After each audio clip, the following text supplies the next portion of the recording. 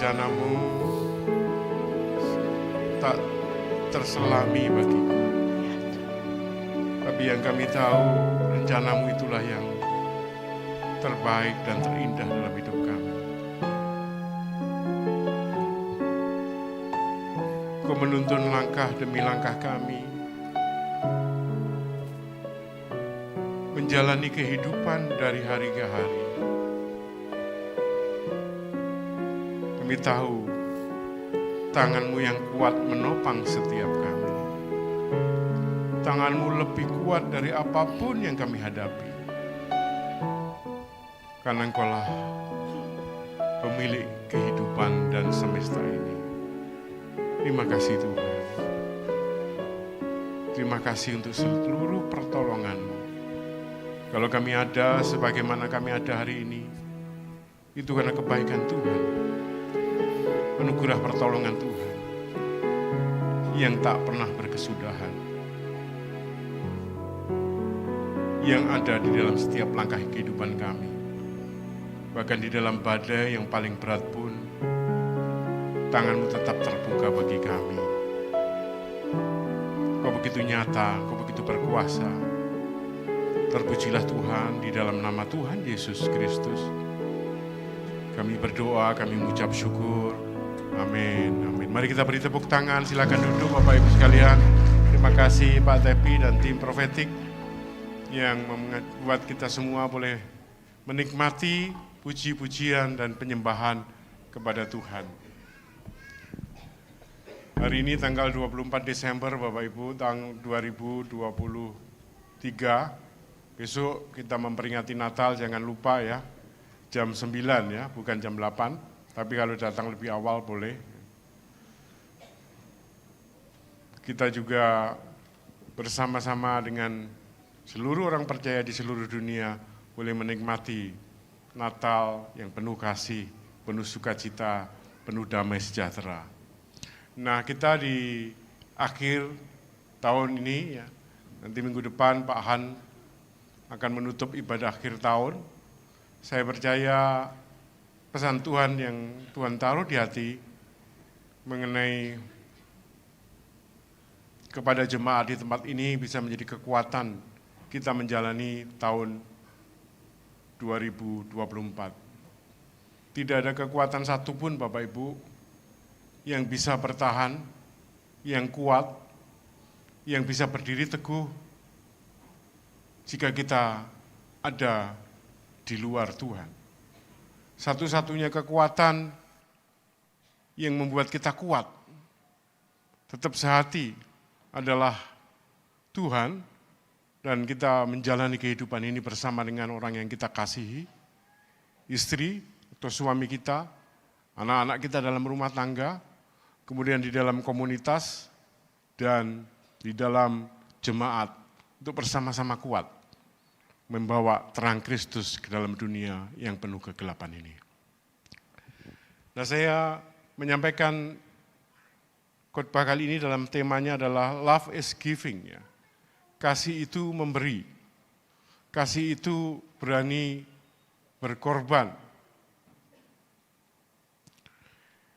Saya berharap ini menjadi refleksi hidup kita, karena kekristenan itu berarti berpusatkan Tuhan Yesus, dan Tuhan sendiri artinya adalah kasih.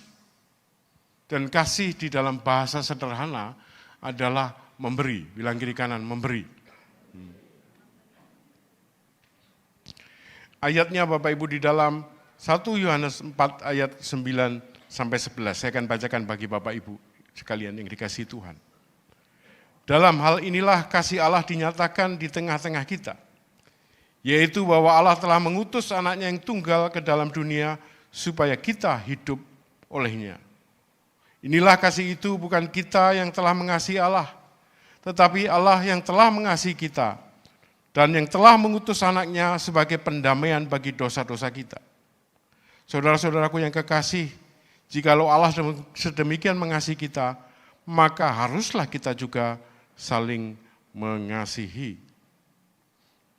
Jadi Allah mengasihi Tidak dengan berdiam diri Bapak Ibu, tetapi Allah mengasihi dengan mengirim anaknya, memberikan sesuatu yang paling dikasihi untuk kita. Di dalam kelahiran Yesus Kristus Sang Juru Selamat. Dan bukan hanya lahir, tetapi kita tahu bahwa Dia menebus kita. Bahkan ketika kita masih berdosa. Karena itulah inti dari sebuah kehidupan yang berkemenangan, yaitu apa? Menyadari bahwa kita ini dikasihi. Menyadari bahwa kita ini bukan orang yang hidupnya penuh kepahitan, hidupnya penuh penyesalan, hidupnya gampang sekali merasa sakit hati, merasa tidak mendapatkan keadilan, merasa dirinya diperlakukan tidak adil, merasa gampang sekali disakiti, tapi dia lupa sesuatu, yaitu kesadaran Bapa begitu mengasihi. Anaknya pun diberikan pada kita. Sehingga ketika kita di kantor disakiti, bahkan di keluarga kadang-kadang anak istri kita, orang yang paling kita kasih pun gak mengerti kita. Anak-anak kita kadang-kadang tidak sesuai dengan yang kita harapkan. Rekan-rekan pelayanan kita kadang-kadang berbuat yang mungkin mereka tanpa sadar mengecewakan kita. Tapi pada saat itulah kita dibawa pengertian, apakah engkau tetap merasa dikasihi dan dicintai Tuhan? Melalui mereka engkau sedang dibentuk. Melalui mereka engkau sedang mengalami suatu proses bahwa engkau harus mengasihi tanpa syarat. Ketika anak-anakmu merasa engkau memberontak tidak sesuai dengan engkau inginkan, apakah yang muncul dalam dirimu itu cinta kasih yang makin mengasihi? Ketika pasanganmu melukaimu, mengeluarkan kata-kata yang tidak sepantasnya, apakah yang muncul dalam dirimu adalah sikap aku makin mengasihi dia. Kenapa? Akan aku mengalami kasih Tuhan yang tidak terbatas. Sehingga ketika orang mengecewakan kita, ada kejadian-kejadian yang kelihatannya secara ukuran manusia itu hal yang pahit. Pilihan kita tetap bersyukur. Tuhan, Engkau begitu mengasihi aku. Sehingga tidak ada satu keadaan pun yang membuat kita terluka. Yang ada adalah kasih yang mengalir. Seperti mengenal kasih Bapa. Kita ini begitu. Sebagai anak-anak Tuhan, kadang-kadang kita tidak setia, kadang-kadang jalan semaunya sendiri, kadang-kadang kita mau enaknya sendiri. Tapi Bapak Ibu Bapa di surga itu tidak tersyarat, kasihnya tidak bersyarat, dia tidak berubah.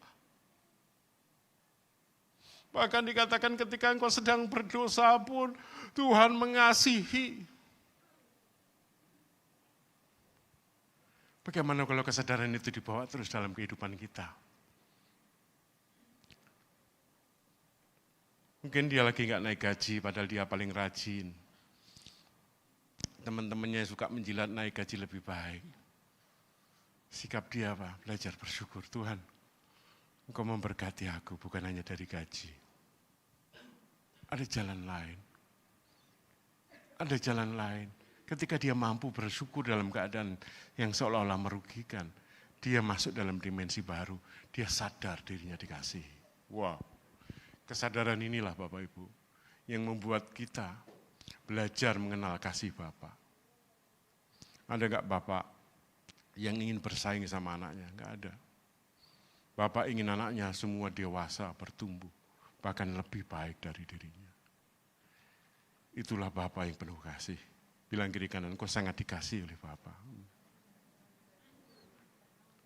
Berhenti Bapak Ibu, saya harus katakan di akhir tahun ini. Berhenti untuk merasakan kepahitan, iri hati. Sekalipun harapan kita tidak dapat. Belajar bersyukur inilah yang Tuhan sedang proses, sedang membentuk kita.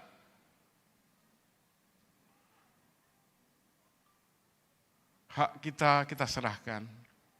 Isi hati kita adalah Kristus yang penuh ucapan syukur. Karena itu Bapak Ibu, saya percaya sekali bahwa di dalam hidup ini hanya ada dua, yaitu orang yang suka memberi, ya karena dia merasakan kasih Allah, yaitu disebut dengan giver, atau suka mengambil disebut dengan taker. Next slide.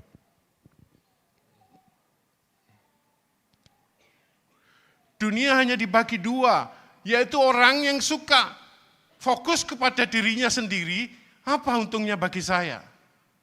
Saya dapat apa? Kalau saya pergi ke gereja, saya dapat apa? Kalau saya lakukan ini, saya dapat apa? Fokusnya diri sendiri. Kalau saya ketemu ini, saya dapat apa? Atau orang yang berpikir saya ini adalah kasih Allah, dimanapun saya berada saya adalah pemberi, saya memberikan kontribusi, saya memberikan sesuatu, saya memberikan perhatian, saya memberikan apa yang saya punya. Kenapa? Itu datangnya dari Tuhan. Jadi gampang sekali Bapak Ibu kita membedakan manusia. Apakah orang ini punya masa depan yang gilang gemilang di dalam Tuhan, atau orang ini adalah orang yang menyedihkan, yaitu apa? Gampang sekali kalau kita ketemu, dia suka mengambil, cari untung, atau belajar untuk memberi. Itu saja Bapak Ibu. Giver atau taker. Saya tidak mengatakan bahwa kalau memberi itu enggak memperhitungkan kehidupan sendiri, terus boros, bukan. Tetapi memberi adalah kadang-kadang bahkan dari kekurangan seseorang, dia menahan diri supaya apa? Dia bisa jadi berkat. Bapak Ibu ketika kita menerima persembahan, menerima bantuan dari orang, tidak berarti yang membantu kita itu orang-orang yang sudah berkelimpahan, bukan Bapak Ibu. Kadang-kadang dia menahan diri, gak jajan, mengurangi pengeluaran apa, supaya bisa dipersembahkan ke gereja. Karena mentalnya adalah pemberi, I am a giver. Dia merasakan kasih yang berkelimpahan. Ketika dia ketemu orang dalam dirinya, cuma berpikir, orang ini dikasihi Tuhan ya, apa yang bisa saya beri kepada dia? Oh mungkin dia sudah cukup semuanya. Saya masih punya waktu mendengarkan dia, saya beri perhatian, saya beri doa untuk dia. Beri. Ketika ketemu orang membutuhkan, kemudian kita berdoa, kemudian kita punya, saya masih punya sesuatu ya, saya mungkin gak perlu pergi keluar hari ini atau minggu ini, tapi saya bisa berikan bagi dia. Beri. Karena itu Bapak Ibu, besok Natal tahun ini, di keluarga, di gereja saya mengajak kita semua, belajar memberi sesuatu. Bilang kiri kanan, belajar memberi. Dulu saya beribadah, pertama kali bertobat diajari, kamu datang kepada Tuhan jangan dengan tangan kosong ya. Datang dengan bawa persembahan, korban ucapan syukur.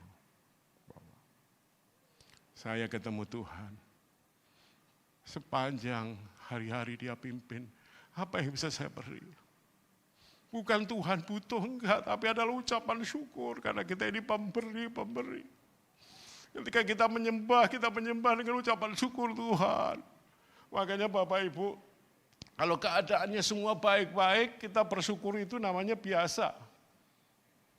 Bilang kiri kanan, wajar. Habis naik gaji, ucapan syukurnya kenceng. Saya ngerti itu, bilang itu, saya pengalaman itu ya. Tapi kalau lagi pas-pasan, bahkan kekurangan, datang kepada Tuhan dengan ucapan syukur, itu namanya berkorban, memberi. Korban perasaan. Tuhan engkau baik. Loh tapi kan kamu gak cukup minggu ini, iya. Langit dan bumi Tuhan punya. Kalau hari ini saya belum cukup, ada rencana Tuhan. Saya tahu Tuhan sanggup. Bilang kiri kanan, Tuhan sanggup. Masalah waktu aja, dan waktu itu adalah hak prerogatifnya Tuhan. Jangan dipaksa-paksa Tuhan. Tuhan tidak pernah terlambat dan Tuhan tidak pernah terlalu cepat. Katakan amin. Pasti. Karena itu mari kita memiliki mental jemaat Tuhan di tempat ini dan dimanapun berada. Kita adalah orang-orang pemberi. Bilang kiri kanan, pemberi. Lihat wajahnya pemberi ya. Senyumnya yang paling lebar ya. Tepuk kamu pemberi ya, saya diberkati mengenal kamu ya. Saya ketemu banyak sekali sahabat-sahabat di Abalaf. Rasa ingin memberinya luar biasa. Ketemu di sana kemari sepanjang bulan Desember ini saya tahu kita semua mendapatkan berkat yang luar biasa. Panitia Natal bekerja dengan keras, bukan hanya bekerja, mereka memberi. Bukan hanya memberi waktu, mereka banyak yang juga yang memberi dana. Apakah Tuhan tidak sanggup? Sanggup Bapak Ibu. Tapi Tuhan ingin mengajak kita semua menjadi seperti apa yang Tuhan mau, yaitu menjadi orang-orang yang mau memberi. Next slide. Kita mengasihi Allah karena Allah lebih dahulu mengasihi kita. Kasih dari Allah meluap keluar, tidak mungkin ditutup-tutupi. Ada orang buta yang sembuh. Kemudian Yesus berkata apa? Jangan beritahukan kepada yang lain. Bisa enggak? Ternyata enggak bisa. Kenapa? Karena saking senengnya. Saking meluapnya kegembiraan enggak mungkin. Dia cerita, saya bisa melihat. Orang yang sakit disembuhkan, dia pasti bersaksi. Orang yang punya hutang dibebaskan.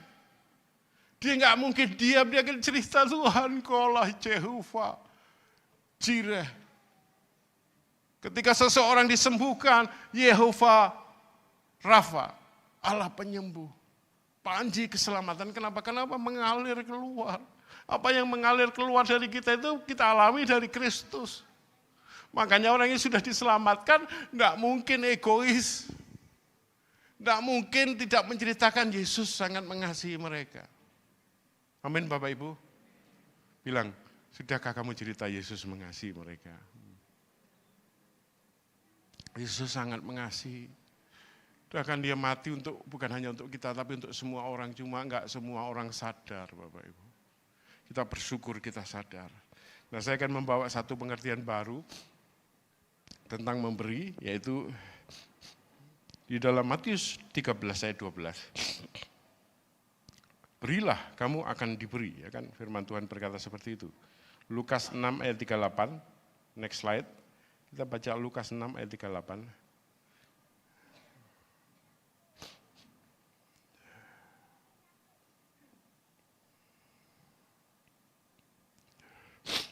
Berilah dan kamu akan diberi suatu takaran yang baik, yang dipadatkan, yang digoncangkan dan yang tumpah keluar akan dicurahkan ke dalam ribaanmu.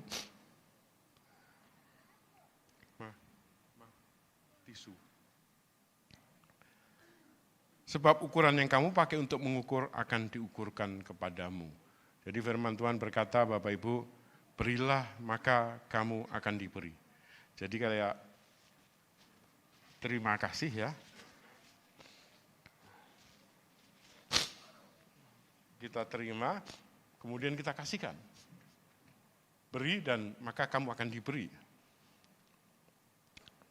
Di dalam Matius 13 ayat 12 ya, dan bukan hanya di situ, di dalam Matius, Markus, Lukas dan ditulis, karena siapa yang mempunyai kepadanya akan diberi sehingga ia berkelimpahan. Tetapi siapa yang tidak mempunyai, apapun juga yang ada padanya akan diambil daripadanya. Ini agak bertentangan ya dengan hukum yang ada di dunia yang namanya subsidi silang. Tapi ini sebuah kebenaran. Kepada yang punya, firman Tuhan mengatakan, akan diberi sehingga makin berkelimpahan, tetapi siapa yang tidak mempunyai, apapun juga daripadanya akan diambil. Apa maksudnya? Jadi ini adalah berbicara kepada orang yang mau memberi, kepadanya semakin dilimpahkan. Kepada orang yang pelit, kepadanya semakin dipersulit. Loh kok bisa gitu? Ya saya ambil contoh sederhana aja. Banyak kawan-kawan saya protes di pelayanan. Bosnya pelayanan, organisasi yayasan pelayanan, bosnya kok naik mobil mewah.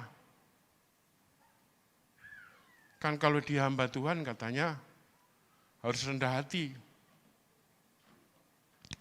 Kemudian saya sharing ayat ini. Kenapa dia begitu diberkati?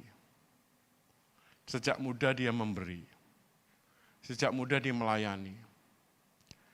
Dan ketika dia memberi, dia mendapatkan posisi yang baik di pelayanan itu, dia gajinya jauh lebih tinggi dari teman saya yang hanya staf biasa. Bukan hanya teman saya gajinya kurang, tapi cukup pas-pasan ya. Tetapi yang pemimpinnya yayasan itu sudah gajinya tinggi, dia bisa beli rumah, tapi rumahnya disediain sama organisasi, ditambahkan lagi. Dia bisa beli mobil kan? Bisa. Teman saya nggak bisa beli mobil. Naik angkot, bayar sendiri. Tapi yang bisa beli mobil, tambah diberikan mobil. Dan bukan hanya diberikan mobil, disediakan supir. Supirnya dibayar di kantor. Semakin gajinya banyak, tunjangannya makin banyak, semuanya makin banyak, dia semakin diberi. Teman saya protes, Tuhan kok seperti ini? Ketika saya jelaskan, dia mulai paham. Di dalam seluruh hidupnya kalau kita tahu, dia itu belajar memberi. Dia menjadi berkat dimanapun. Sehingga hari ini dia diberi bermacam-macam hikmat. Dia makin diperlengkapi, makin memiliki berbagai macam keahlian. Kenapa? Kemauan untuk memberi. Bapak Ibu ini penting sekali. Jangan kita menjadi orang yang fokus pada diri sendiri, gak mau berbagi. Punya ilmu, dimiliki sendiri. Seperti perumpamaan talenta. Dipendam, akhirnya nggak dibagi. Bapak Ibu, kita ini hanya memahami kalau kita sudah mengajar. Kita ini hanya bisa menjadi orang tua yang baik kalau punya anak. Ternyata jadi orang tua itu susah sekali. Bapak-bapak, ibu-ibu katakan amin. Betul kan? Kalau belum punya anak ngomongnya gampang sekali. Yang sudah punya anak, hamil aja susah Bapak Ibu. Anak kecil tuh ya ampun, kita harus awasi 24 jam. Kalau udah remaja problemnya lain lagi. Dewasa ada masalah lagi, terus punya problem. Belum tentu dia juga nurut kita. Kita doain tiap hari. Belum tentu dia jalannya seperti yang kita harapkan. Terus kita mau apa? Ternyata enggak mudah. Semuanya enggak mudah, tetapi kalau kita belajar, mari kita memberi. Hidup kita ditentukan hari ini Bapak Ibu, sikap mental kita. Mental memberi itu wajahnya bersinar-sinar. Enggak minder, enggak takut apapun juga. Dia ketemu orang kaya enggak minder, karena dia tidak minta. Dia belajar memberi. Dia enggak cari untung dengan pertemanan. Dia enggak cari untung lewat komersial memberi karena dia tahu sumbernya adalah dari Tuhan semesta alam yang punya segala-galanya. Amin, katakan amin Bapak Ibu. Sehingga kita tidak bisa iri Bapak Ibu kepada orang-orang yang makin diberkati. Saya punya teman, hidupnya sederhana, tapi hampir pasti dia nggak mau ditraktir Bapak Ibu. Kalau kita traktir dia, kita mesti ngomong sejak awal. Mas, bro, ini giliran saya ya, saya malu. Saya mau ya diberi kesempatan jadi berkat. Jangan kamu terus. Oh gitu ya, iya. Dan sampai hari ini, saya lihat hidupnya dia. Makin mendapatkan hal-hal yang baru. Amin Bapak Ibu. Bilang kiri kanan jangan pelit ya. Jangan minta ditraktir terus. Karena itu Bapak Ibu gak heran ya, seseorang makin kaya ya kita lihat, wah kan misalnya jadi presiden, udah gajinya besar paling tinggi, semua disediakan ya, punya pesawat yang bisa pergi kapan saja, semua kepadanya makin diberi. Kalau engkau mau mengerti pemahaman ini, Bapak Ibu, engkau tidak akan pelit. Engkau akan menjadi orang yang gampang memberi. Kenapa? Engkau akan dilimpahkan hal yang baru. Di dunia ini berlaku disebut dengan hukum Pareto. Hukum Pareto itu 80% manusia itu hidupnya rata-rata. Yang diberkati itu 20%. Dari antara 20% itu hanya ada 20% lagi. Jadi kalau ada 100 orang, yang bahagia itu rata-rata cuma 20. Dan yang paling bahagia dari 20 itu 4 orang. Super kaya gitu ya. Itu yang menikmati 80% dari yang ada. Siapa dia? Kalau kita teliti firman Tuhan, orang-orang yang di perjanjian lama adalah orang-orang anak-anak Tuhan yang diberkati. Karena kekayaan itu datangnya dari Tuhan. Amin Bapak Ibu. Mau enggak hidupnya diberkati? Aku diberkati, sepanjang hidupku diberkati. Bangun pagi hari, siang berganti malam, aku diberkati. Ya, jadi kita ini bukan orang-orang yang minta-minta, keren. Jadi saya ketemu siapa saja ya, ketemu Pak Menteri, ketemu Pak Presiden, bukan saya lebih kaya dari dia, jauh. Gak ada apa-apanya, cuma saya ada Yesus.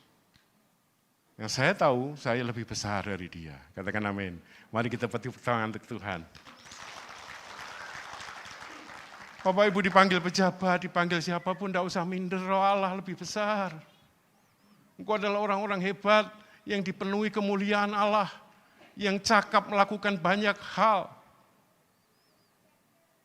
Sehingga Bapak Ibu, di dalam kehidupan ini, kita akan menjadi orang-orang yang memberi. Memang di dalam interaksi nanti ada disebut dengan taker and giver, yang itu disebut dengan matcher. Kita tidak selamanya hanya memberi, tetapi kita kadang-kadang perlu perhatian dengan mendapatkan diberi. Dan itulah disebut dengan giver and taker, give and take ya. Nah Bapak Ibu, apa hubungannya ini dengan apa yang saya sampaikan tahun depan, untuk tahun depan. Tema tahun depan ini, Pak Han izin ya Pak Han, nyampaikan dulu tema tahun depan, yaitu Bring Heaven Home. Next slide.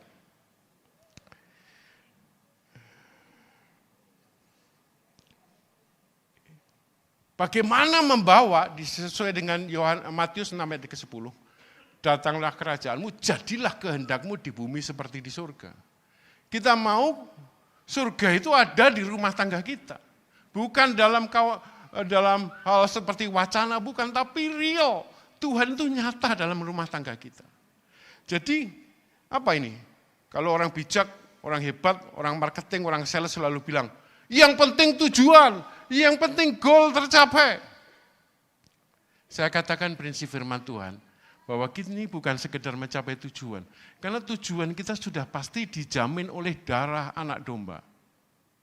Kemarin saya bilang kepada kawan-kawan di Mega Regency ya, di Kamsel Arya Pak Sasmito, kita ini sudah dijamin. Tujuan kita jelas, kalau mati pasti masuk surga oleh darah anak domba. Dan ada tempat di sana, karena Yesus menjadikan tempat bagi kita. Katakan amin. Yuk beri tepuk tangan yuk. Ini enggak usah takut Bapak Ibu. Jadi ini bukan masalah tujuan, jalani. Kerja dengan bagus, fokus. Yang kedua, ini juga bukan masalah menikmati perjalanan. Kadang-kadang orang kan dalam manajemen kalau kita ikut training motivasi, sukses is a journey. Sukses itu bukan tujuan. Sukses itu sebuah perjalanan, karena itu kita harus menikmati perjalanan. Saya setuju, tapi bukan hanya di situ. Masalahnya adalah tetapi, bersama siapa kita menjalani kehidupan dalam mencapai tujuan dan menikmati perjalanan tersebut. Bersama siapa? Bapak Ibu, saya mau bersaksi sebentar, sedikit. Kemarin saya sempat liburan ke Eropa yang sebenarnya tujuannya adalah anak saya ujian untuk S3-nya. Saya tahu kesulitan, persoalan, dan air mata yang harus dibayar. yang disiapkan, dan karena itu kita pengen datang mendampingi. Setelah selesai semua, puji Tuhan dia bisa menyelesaikan, kita sempat libur ke Switzerland. Kita naik ke puncak gunung, namanya Matterhorn, tempat orang main ski, dan dinginnya luar biasa. Saya fisiknya tidak sedang sempurna. Saya sudah olahraga tiap hari, tapi saya jalan itu susah. Bukan jalan itu susah, naik saja tangga susah sekali, sakit. Tapi saya ingin hadir, saya ingin bersama dengan keluarga saya. Datang di sana. Saya menangis karena saya bersyukur sama Tuhan, saya punya malaikat-malaikat yang menjagain saya. Saya punya istri yang begitu kuat fisiknya. Bolehkah kita beri tepuk tangan untuk istri saya? Saya ingat saya mungkin 6 kali pulang kontrol ke Blitar, dia nyetir sendiri. 1.500 sampai 2.000 kilometer. Mendampingi saya. Tidur di sebelah saya. Sampai ke luar negeri dia begitu kuat, begitu perkasa. Sampai saya disuruh naik kursi roda, Bapak Ibu. Di bandara, naik kursi roda aja Pak. Karena jalannya jauh sekali.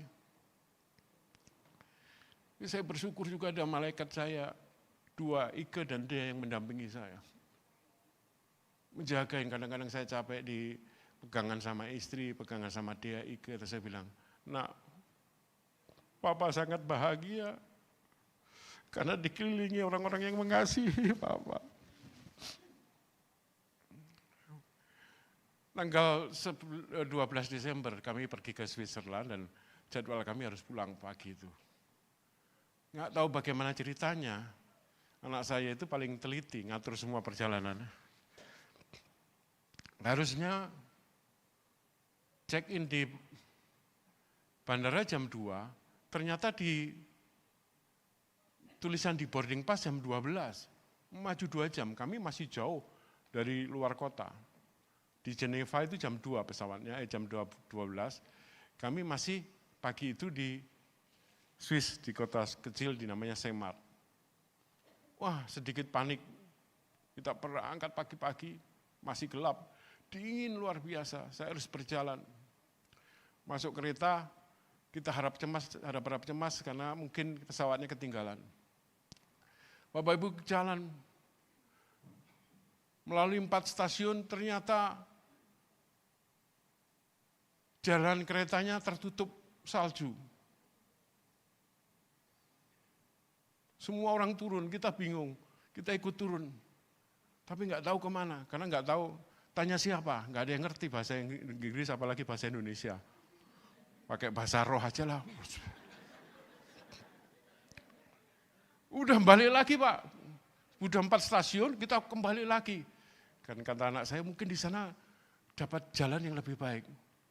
Kembali lagi, ternyata semua memang jalan satu-satunya cuma itu. Sudah kembali lagi, sampai stasiun kita, kota awal kita, nggak ada jalan lain, kembali lagi ke situ. Buang waktu banyak dan pasti pesawat kita hangus. Akhirnya kita, orang-orang turun, kita ikut-ikut turun. Ternyata disediain bis Bapak Ibu. Bis kemudian bilang, "Pak, kita antri ternyata nggak bisa, 10 menit lagi datang bis." Itu dingin sekali, saya sudah nggak kuat. Pengen nangis rasanya, tapi malu. Malu pada semut merah. Cuma nggak ada yang kenal, jadi ya biarin aja ya. Ternyata nunggunya setengah jam bisnya baru datang. Ya ampun, naik bis di tengah salju, jalan yang licin, kencang sekali bisnya. Akhirnya saya lihat istri saya, dia tersenyum, dia kuat, dia ketawa-ketawa, dia mendukung, "Ayo Pak, tenang Pak." Dia carikan tempat duduk bagi saya, kemudian turun, kemudian kita sepakat, ya udah pesawatnya nggak usah kita urusin, sekarang kita naik kereta dari Geneva, kita lintas negara naik kereta, harus membayar lagi sampai ke Paris, perlu waktu 4 jam. Tapi di perjalanan itu, saya nggak bisa menyembunyikan sukacita saya. Saya menikmati perjalanan kehidupan. bersama keluarga yang mengasihi saya.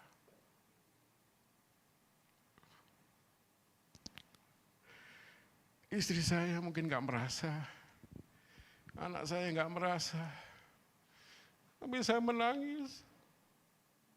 Saya ditopang sampai anak-anak istri saya. Dia menguatkan, saya makin kuat, saya makin kuat. Bapak Ibu, kita akan menjalani tahun depan. Bukan masalah tujuan, bukan masalah menikmati perjalanan, tetapi bersama siapa? Bersama istri. Kalau Bapak Ibu ada istri, suami di sini boleh pegang tangan. Bahkan menjalani tahun depan bersama dengan dia. Suka duka engkau jalani. Bersama anak-anak. Bersama kawan-kawan komunitas, jangan tinggalkan mereka Bapak Ibu. Jangan tinggalkan mereka. Mereka tidak sempurna. Kalau engkau keluar dari komunitas, engkau keluar dari perlindungan Allah. Saya undang pemain musik boleh datang ke depan. Sahabat-sahabat, ada banyak orang yang mencintai Bapak Ibu.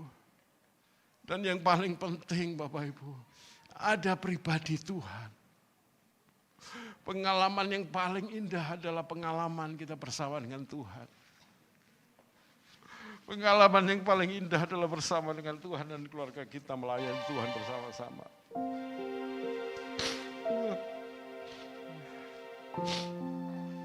Kalau hari-hari ini kau jarang bersyukur tentang keluargamu,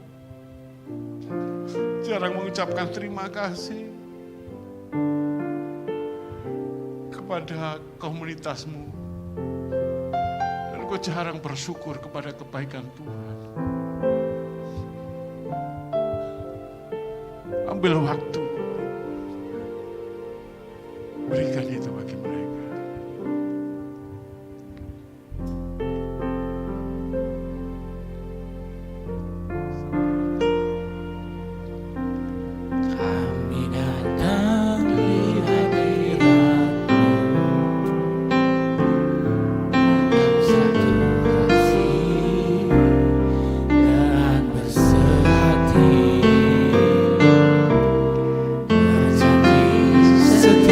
Sampai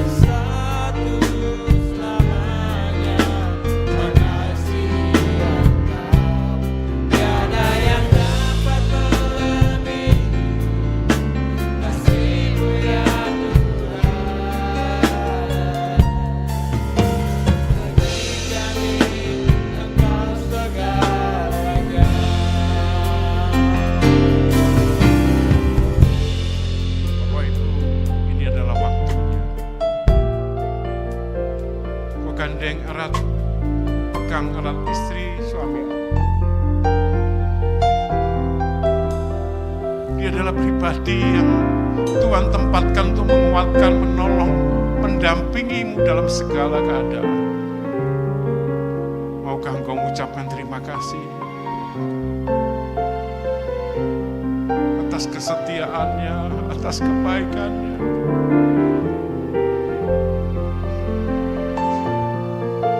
Maukah katakan terima kasih Tuhan. Terima kasih Tuhan untuk keluargaku. Terima kasih atas kebaikan-Mu. Tuhan begitu mengasihi Bapak Ibu. Tuhan sangat peduli. Dia mempunyai rancangan yang detail atas hidup. Dia bukan hanya pribadi yang menyelamatkan, tetapi dia menuntun langkah demi langkah. Setiap keluarga di tempat ini dengar firman Tuhan. Keluargamu akan dipulihkan dan dikuatkan. Anak-anakmu akan menjadi pribadi yang menyenangkan hatimu dan hati Tuhan. Mereka bertumbuh, mereka dewasa, mereka diberkati. Ampuni pasanganmu, lepaskan berkat, lepaskan kasih, lepaskan cinta. Katakan terima kasih. Peluk dia. Dialah yang mendampingi, menguatkan. Dia tidak sempurna, tapi dialah kekuatan yang akan membuat kau kuat, bangkit, menjadi penolong. Kau akan dikuatkan. Kau akan menjadi pribadi yang sangat diberkati. Terima kasih Tuhan. Turunlah segala kebaikan Tuhan. Pemulihan yang dari Tuhan. Dia mau melayani Tuhan bersama keluarga.